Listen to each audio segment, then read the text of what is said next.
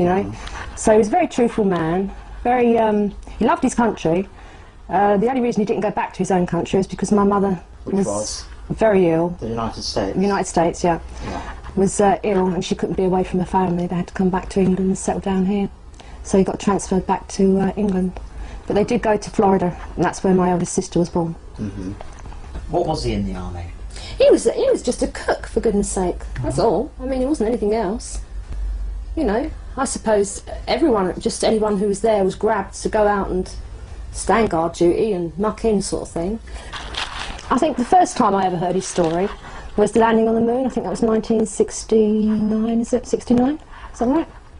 He made us all sit and watch it, yeah. And we weren't really interested. We were only little. I think I was about, must have been about 9, 10, something like that. And he made us all sit and watch it, and then he told us this story about how when he was stationed out in the desert in America, he'd seen a crash disc, and we never, at that age, didn't take much notice. A crashed disc? Yeah, he said that, well, UFO, I suppose. And he said that, he didn't tell us the story in detail then, when we were really young, but he said that Daddy'd seen one and they're real, that type of thing. And as we got older, he told us all the story about half a dozen times or so, no more than about a dozen, I would say. Every time, say, something really sort of, I suppose, jerked his memory in the paper, or he'd seen something on television, he'd tell us this story. It always went the same way, and my sisters would tell it the same way as well. Had your dad ever talked about UFOs before '69? Never. Never talked about them any other time, apart from when he told this story. In '69?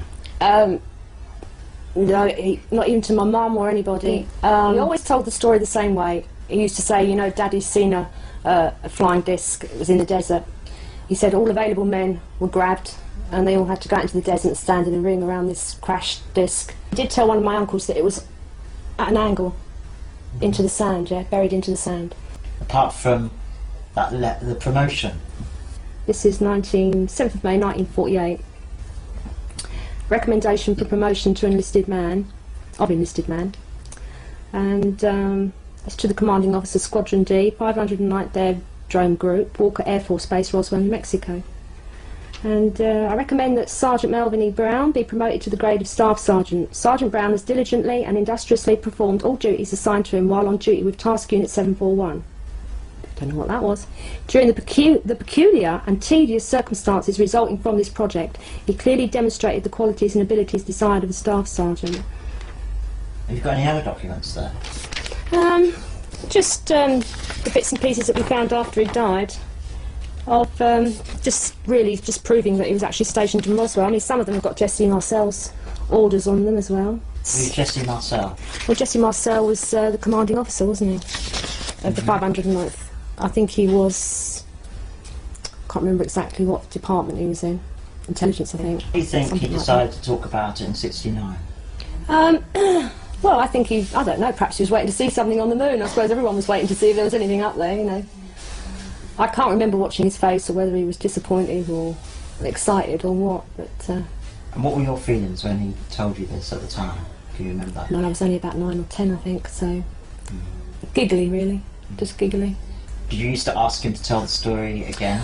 Well, not till I was a teenager. And then Close Encounters of the Third Kind came out on television. Didn't see it in the pictures, but on television. And I remembered Dad's story, and I thought, wow, you know, go down to my dad's. Went down to my dad's house.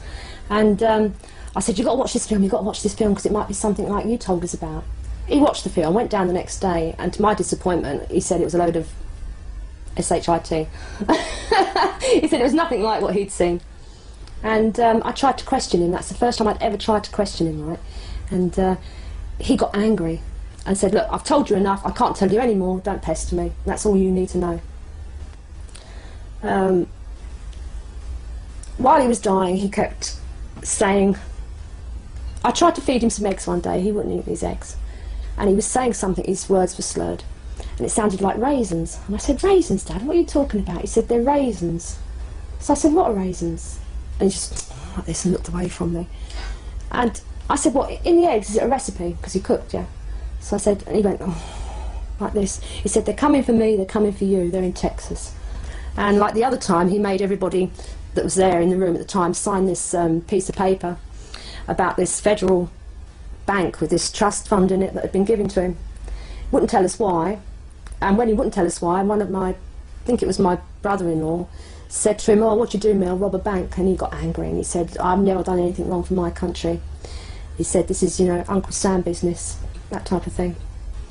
He said, "This was something that was given to me and I want you to go and find it for Mummy, because Mummy deserves this money." It's this damn Roswell thing, you know.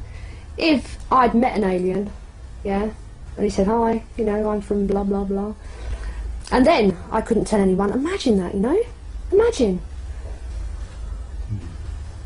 He must desperately, all those years, wanted to tell somebody or know a little bit more about it, just to ease his mind. A couple of years after my dad had died, we got, of all things, a signed letter from Ronald Reagan through the post. "Thank you for all your services, Melvin Brown." Oh, 2 years after he died, thank you very much. You know? They didn't even think of doing anything like that. I mean, it would have made these men feel better maybe if they'd been given a piece of paper to say thank you for being quiet all those years, and, you know, that would have made them feel a little bit better, wouldn't it?